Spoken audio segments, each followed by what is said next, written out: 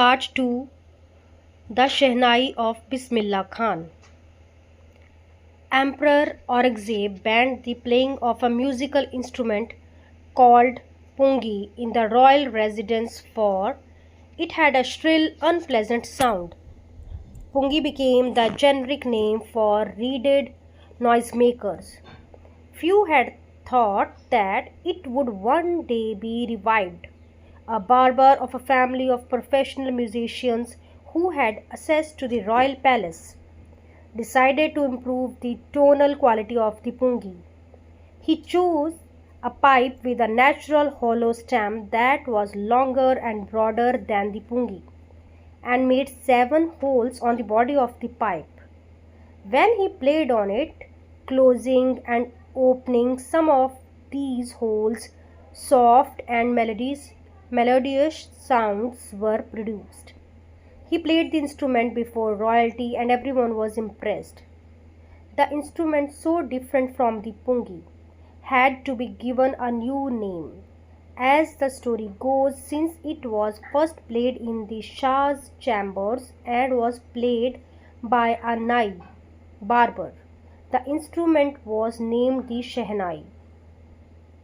The sound of the SHEHNAI began to be considered auspicious, and for this reason it is still played in temples and is an indispensable component of any North Indian wedding. In the past, the SHEHNAI was part of the Naubat or traditional ensemble of 9 instruments found at royal courts. Till recently, it was used only in temples and weddings. The credit for bringing this instrument onto the classical stage goes to Ustad Bismillah Khan. As a 5-year-old, Bismillah Khan played gilli danda near a pond in the ancient state of Dumrao in Bihar. He would regularly go to the nearby Bihariji temple to sing the Bhojpuri Cheta, at the end of which he would earn a big laddu weighing 1.25 kg, a prize given by the local Maharaja. This happened 80 years ago, and the little boy has travelled far to earn the highest civilian award in India, the Bharat Ratna.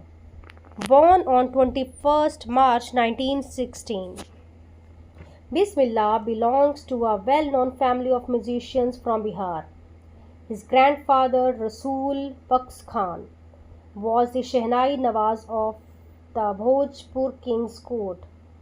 His father, Paigambar Baks, and other paternal sisters were also great SHEHNAI players.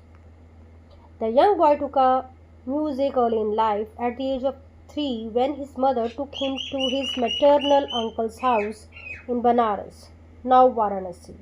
Bismillah was fascinated watching his uncles practice the SHEHNAI. Soon Bismillah started accompanying his uncle Ali Baks to the Vishnu temple of Banaras, where Baks was employed to play the SHEHNAI. Ali Baks would play the SHEHNAI and Bismillah would sit captivated for hours on end. Slowly he started getting lessons in playing the instrument and would sit practicing throughout the day.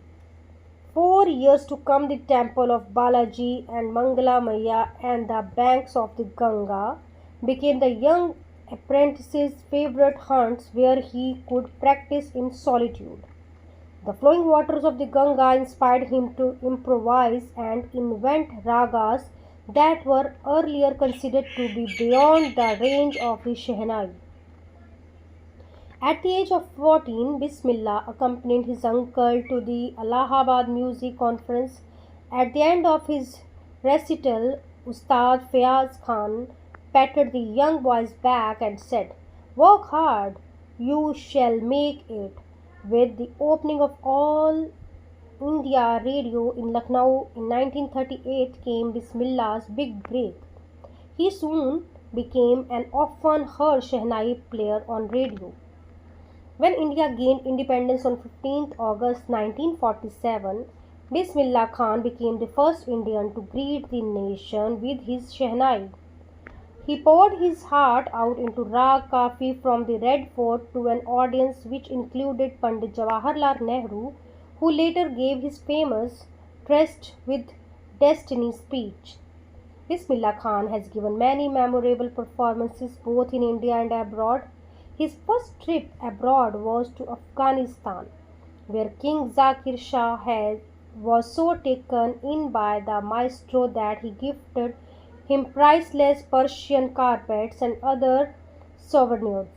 The King of Afghanistan was not the only one to be fascinated with Bismillah's music. Film director Vijay Bhatt was so impressed after hearing Bismillah play at a festival that he named a film after the instrument called Gunj Uthi Shehnai. The film was a hit, and one of Bismillah Khan's compositions, Dil Ka Khilona Hai Toot Gaya, turned out to be a nationwide chartbuster. Despite this huge success in the Cloyd world, Bismillah Khan's ventures in film music were limited to two: Vijay Bhatt's Gunj Uthi Shehnai and Vikram Srinivas' Kannada venture Sanadhi Appana. I just can't come to terms with the artificiality and glamour of the film world, he says with emphasis. Awards and recognition came thick and fast. Bismillah Khan became the first Indian to be invited to perform at the prestigious Lincoln Center Hall in the United States of America. He also took part in the World Exposition in Montreal, in the Cannes Art Festival, and the Osaka Trade Fair. So well known did he become internationally that an auditorium in Tehran was named after him, Tahir Mosque Ustad Bismillah Khan. National awards like the Padma Shri, the Padma Bhushan, and the Padma Vibhushan were conferred on him. In 2001, Ustad Bismillah Khan was awarded India's highest civilian award, the Bharat Ratna, with the coveted award resting on his chest and his eyes glinting with rare happiness he had. All I would like to say is, teach your children music. This is Hindustan's richest tradition. Even the West is now coming to learn our music. In spite of having travelled all over the world, Khan Saab, as he is fondly called, is exceedingly fond of Banaras and Dumrao, and they remain for him the most wonderful towns of the world. A student of his once wanted him to head a Shehnai school in the USA, and the student promised to recreate the atmosphere of Banaras by replicating the temples there. But Khan Saab asked him if he would be able to transport River Ganga as well. Later, he is remembered to have said, "That is why, whenever I am in foreign country, I keep yearning to see Hindustan. While in Mumbai, I think of only Banaras and the holy Ganga. And while in Banaras, I miss the unique Mattha of Dumrao." Ustad Bismillah Khan's life is a perfect example of the rich cultural heritage of India, one that effortlessly accepts that a devout Muslim like him can very naturally play the Shehnai every morning at the Kashi Vishwanath temple.